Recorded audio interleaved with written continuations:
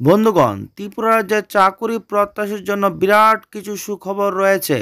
রাজ্য মন্ত্রিসভার বৈঠকে মোট 2027টি শূন্য পদে নিয়োগের সিদ্ধান্ত গৃহীত হয়েছে।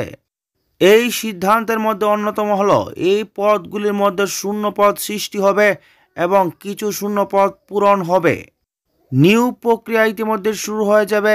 গ্রাম উন্নয়ন দপ্তরে জুনিয়র ইঞ্জিনিয়ার সিভিল নিয়োগ হবে 198 জন এবং সেটা সম্পূর্ণভাবে ত্রিপুরা সরকারের গাইডলাইন মেনে কিন্তু নিয়োগটা হবে।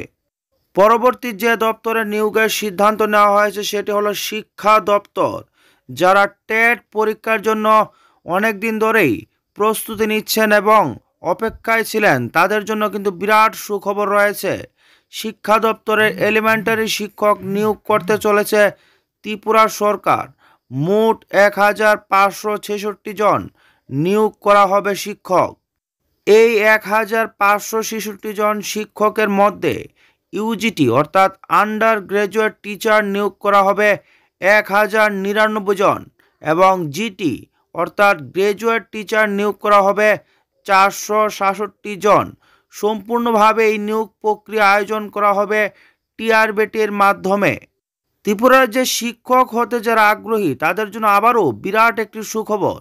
এছাড়াও বিদ্যাজ্যোতি স্কুলের জন্য স্পেশাল এডুকেটর নিয়োগ করা হবে 112 জন। সম্পূর্ণভাবে ত্রিপুরা সরকার এবং জাতীয় মানের গাইডলাইন মেনেই কিন্তু এই নিয়োগ প্রক্রিয়াগুলি হবে। একই সঙ্গে ত্রিপুরার বর্তমান মন্ত্রিসভা কারা দপ্তরে কর্মী স্বল্পতা দূর করার ব্যবস্থা নিয়েছে। নিয়োগ করা হবে কারা দপ্তরে 111টি ওয়ার্ডারের পদে। সৃষ্টি করা হয়েছে এই নতুন পদ। এই ওয়ার্ডার পদগুলির মধ্যে মহিলা এবং পুরুষ উভয় ক্ষেত্রেই কিন্তু নিয়োগ করা হবে। পুরুষদের ক্ষেত্রে ওয়ার্ডার নিয়োগ করা হবে 137 জন এবং মহিলাদের ক্ষেত্রে ওয়ার্ডার নিয়োগ করা হবে 14 জন। এইভাবে দেখা যায় ত্রিপুরা সরকার আজকের মন্ত্রিসভার সিদ্ধান্তে 2000-এর উপর নতুন নিয়োগের সিদ্ধান্ত নিয়েছে। ভিডিওটি ভালো লাগলে লাইক এবং চ্যানেলে নতুন হলে সাবস্ক্রাইব করতে ভুলবেন না। ধন্যবাদ সবাইকে।